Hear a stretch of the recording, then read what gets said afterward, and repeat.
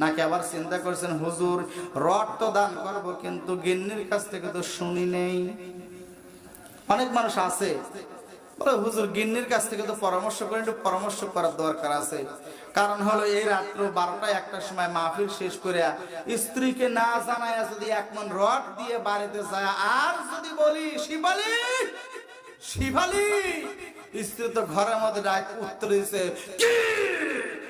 উত্তর দিছে এবার ইতিমের মতো, ইতিম স্বামী ইতিমের মতো ডাক দিছে, শিফালি ঘরের দরজাটি একটু খোলো না।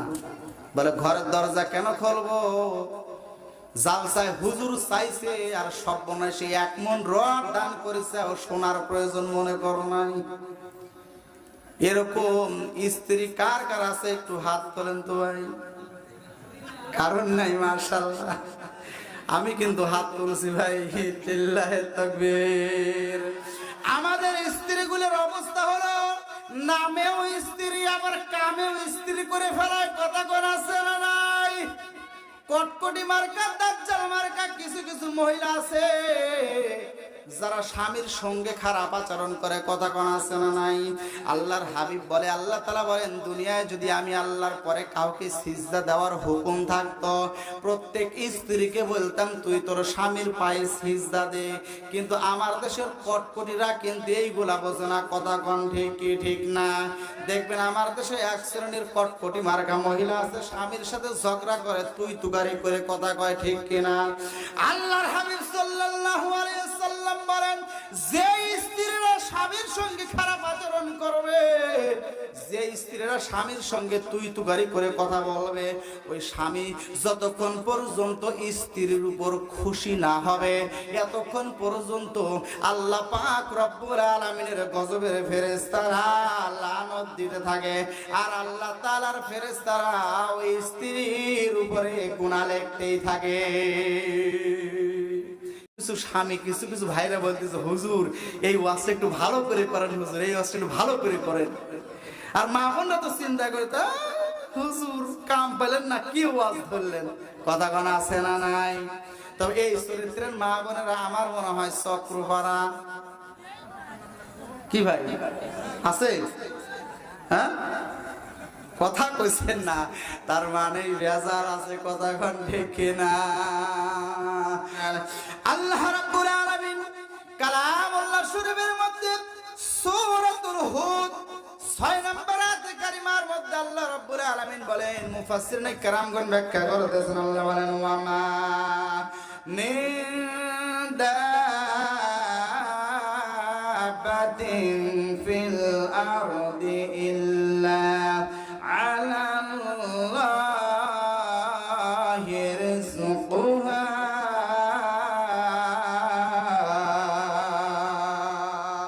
ওয়া ইয়ালামু মুস্তাকরাহা ওয়া মুস্তাওদাহা কুল্লুন ফি কিতাবিন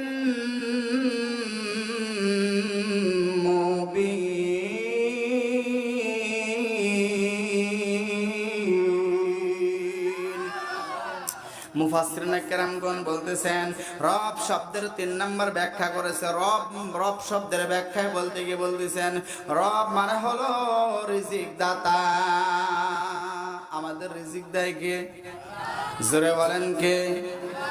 নাকি জমিন দেয়, নাকি গাভী দেয়, নাকি চাকরি দেয়, মনে হয় ব্যবসা দেয়। বলে হুজুর আমার যদি 3টা গাভী দুহাল না থাকতো তাহলে আমি মরি শেষ হয়ে যেতাম। জোরে কর নাউজুবিল্লাহ। শিরকের গুনাহ করে ফেললো। একজন ব্যক্তি বলতেছে হুজুর বেটা চাকরি পাইছি বাইসি গেলাম, না হলে তো বাঁচার কোনো উপায় ছিল না। জোরে কর নাউজুবিল্লাহ। প্রিয় মুসলমান ভাইয়েরা, আল্লাহ রাব্বুল আলামিন বলেন এই ভূপৃষ্ঠে এমন কোন অবিচরণশীল প্রাণী নাই যার রিজিকের দায়িত্ব আমি আল্লাহ তাআলা নেই নাই। প্রিয় মুসলমান ভাইরা, আমরা আল্লাহ তাআলা কেমন রিজিক দেয় একটু ভালো করে শুনেন। পয়গম্বর মুসা নবী আমার আল্লাহকে বলতেছে আল্লাহ আপনি কেমন রিজিক দাতা আমি জানতে চাই। আল্লাহ রাব্বুল আলামিন বললেন বন্ধুরে তোমার হাতের মধ্যে কি?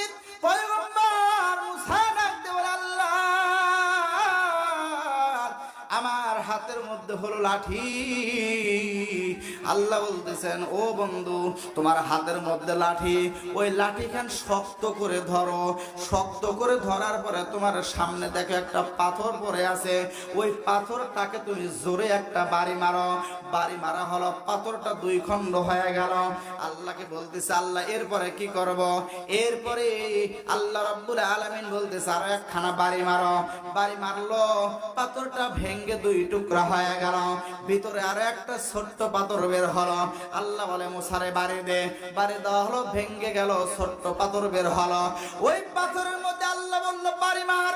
জোরে যখন পয়গম্বর মুসা নবী ওই পাথরের উপর আঘাত করে দিল, ওই পাথরটা ভেঙ্গে গেল। এবার আল্লাহ বলতেছে, মুসারে দে বাড়ি কষিয়া। এবার যখন কষিয়া একটা মারছে বাড়ি, বাড়ি দেওয়ার সঙ্গে সঙ্গে মুসলমান ভাইরা ভালো করে লক্ষ্য করেন, ওই পাথরের মধ্যে ছোট্ট একটা পোকা। ওই পোকার মধ্যে, ওই পোকার মুখের মধ্যে ছোট্ট ছোট্ট ছোট্ট একটা সবুজ ঘাস।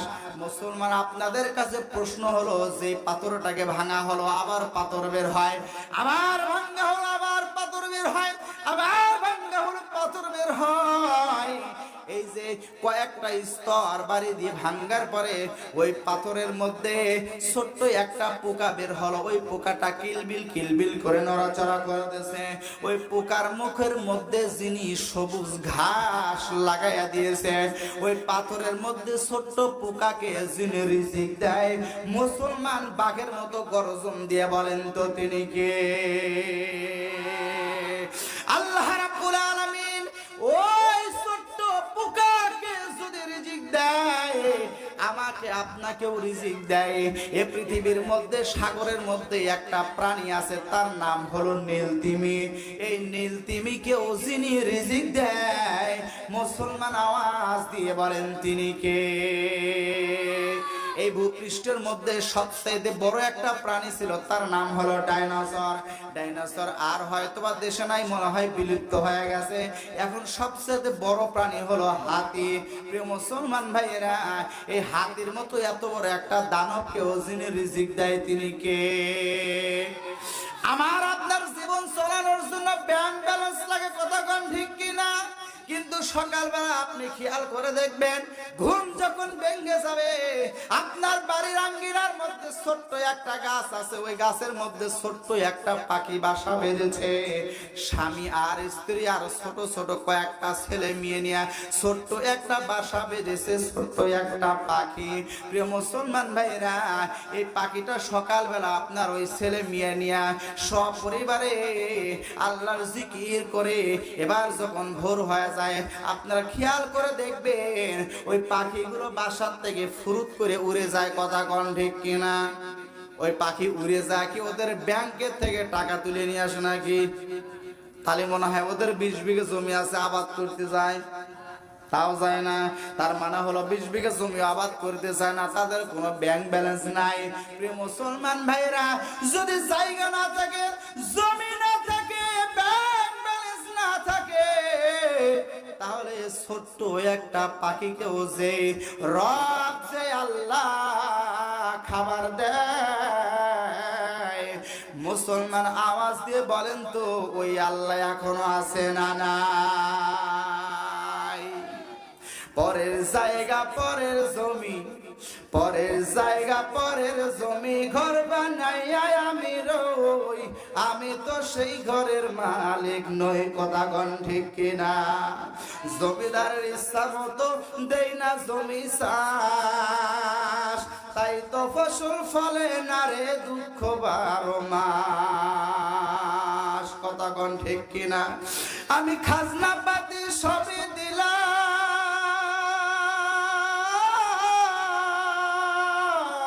আমি খাজনা পাতি সবই দিলাম, তবু জমি হাইজে নিলাম। এই দুঃখের কথা কারে কই, পরের জায়গা পরের জমি, ঘর বানাইয়া আমি রই, আমি তো সেই ঘরের মালিক নই। আসমানের মালিক কে? জমিনের মালিক কে? 10 বিঘা সম্পত্তি আমার আপনার নামে, আপনার দলিলের মধ্যে লেখা আছে এই 10 বিঘা সম্পত্তির মালিক কে? ওই আল্লাহ এখনো আছে না নাই? বিশ্বাস হয়?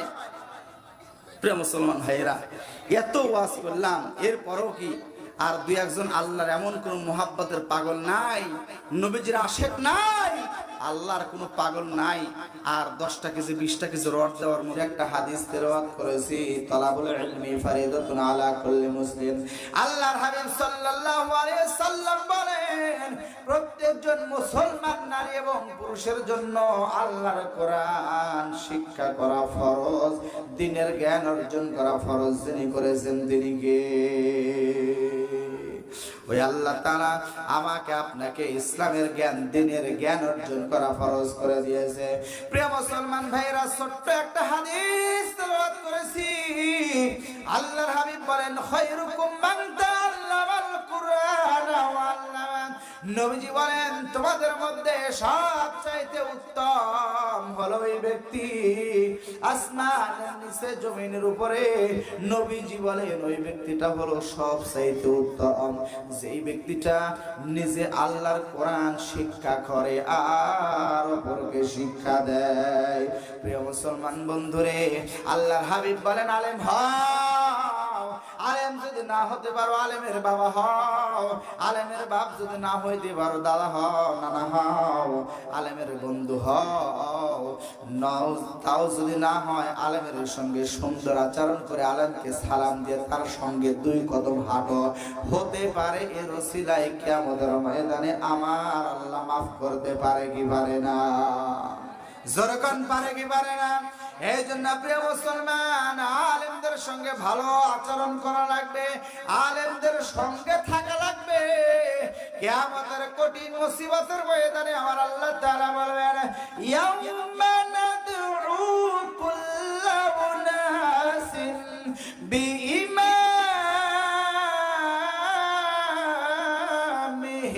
জোরে বলো আল্লাহু আকবার।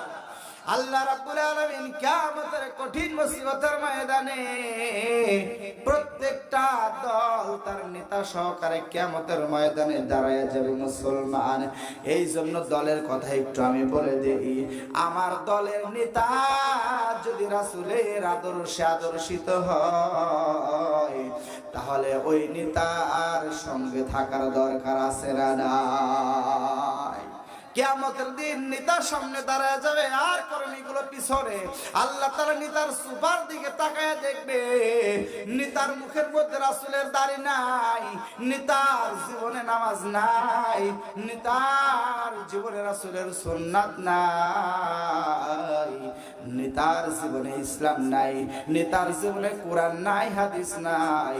ওই নেতার পিছনে থাকা যাবে না। কথা কোন ঠিক কিনা? কথা কোন ঠিক কিনা? আর যেই নেতার জীবনে নামাজ আছে, যেই নেতার জীবনে রোজা আছে, যেই নেতার জীবনে রাসূলের সুন্নাতের আদর্শ আছে, ওই নেতার সঙ্গে থাকা লাগবে। কথা কোন ঠিক কি ঠিক না? এই জন্য প্রিয় মুসলমান, মাঝখানে একটু বলে গেলাম, তার কারণ হলো আমাদের মাঝে অনেক নেতা আসবে যাবে, এমন একটা দল করা লাগবে কিয়ামতের দিন যাতে বলতে পারি, আল্লাহ আপনার দুনিয়ায় আপনার দিন কায়েম যারা করতে চেয়েছিল, আমরা ওই দলের কর্মী ছিলাম। কথা কোন ঠিক কিনা? রবের 4 নাম্বার ব্যাখ্যা হলো পালন কর্তা, 5 নাম্বার ব্যাখ্যা হলো হেফাজতকারী। আল্লাহ পাক রব্বুল আলামিন রব শব্দের এই ব্যাখ্যাটা মুফাসসিরিনে কেরামগণ বলেছেন। এই দুটো অন্যদিন আলোচনা করব। এর পরবর্তী 14টা কর্মসূচির কথা বলছিলাম, আপনাদের মনে আছে তো? কেবল কয় কর্মসূচির কথা বললাম? এক কর্মসূচির কথা বলতে গিয়ে আমরা বলেছি রব শব্দের 5টা অর্থের 3টার একটু আলোচনা করেছি। কথা কোন ঠিক কিনা? আর কয়টা বাদ রইল? 2টা বাদ রয়েছে। এই 2টা ইনশাআল্লাহ অন্যদিন স্টকে রেখে দিলাম। এরপরে আসুন, আল্লাহ পাক রব্বুল আলামিন 2 নাম্বার কর্মসূচির কথা বললেন। আল্লাহ রাব্বুল আলামিন সূরাতুল বনী ইসরাঈল 23 নম্বর আয়াতে কারিমার মধ্যে বলেন, ওয়া বিল ওয়ালিদাইনি ইহসানা ইম্মা বালুগা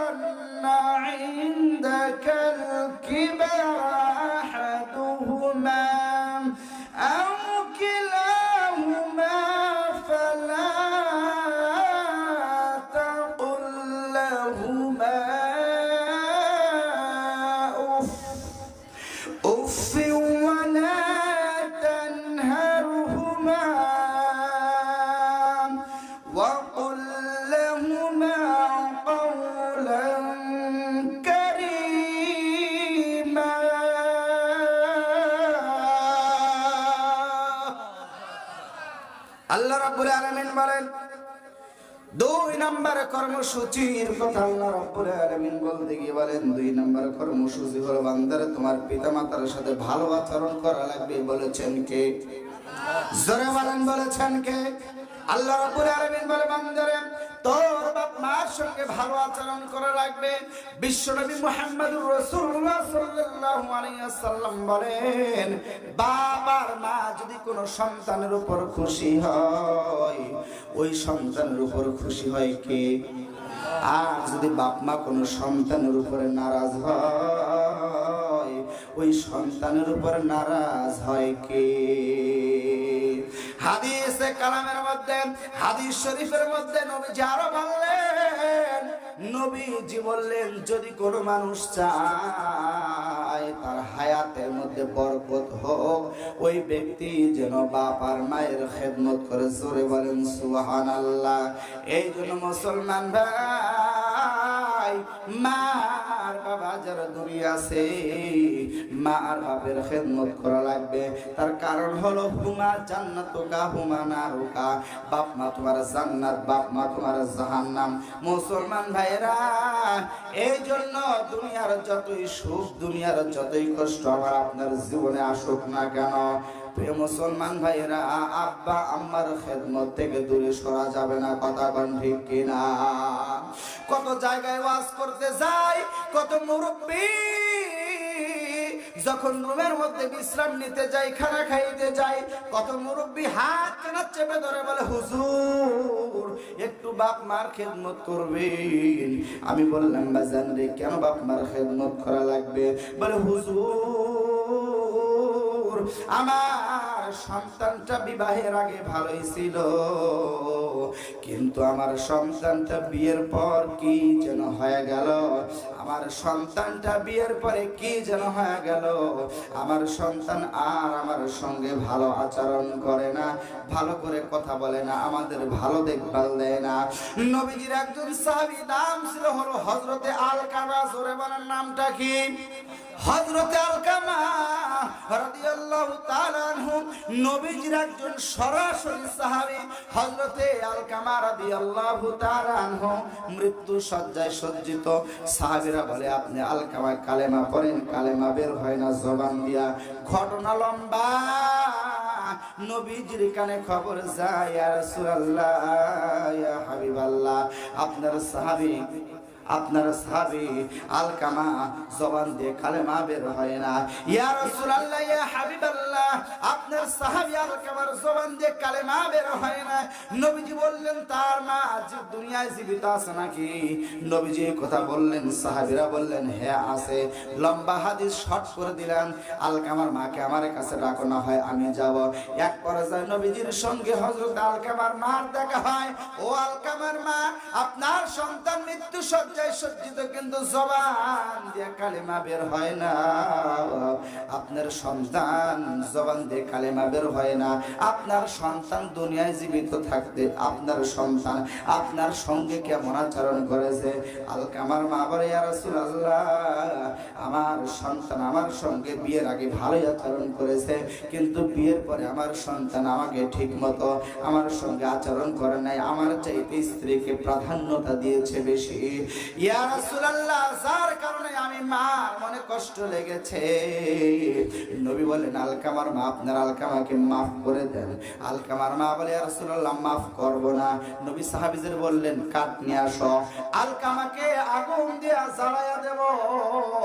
আলকামার মা বলে, ইয়া রাসূলুল্লাহ, আমার সন্তানটারে আমার চোখের সামনে জ্বালায়া দিবেন, আমি মার করে যায় সহ্য হবে না।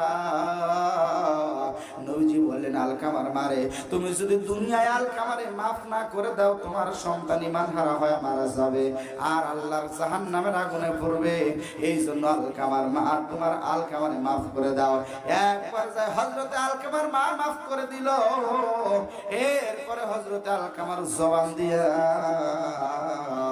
আল্লাহ পাক রব্বুল আলামিনের হাবিবের কালিমা বের হয়ে গেল, লা ইলাহা ইল্লাল্লাহু মুহাম্মাদুর রাসূলুল্লাহ। সকলে বলেছি সাল্লাল্লাহু আলাইহি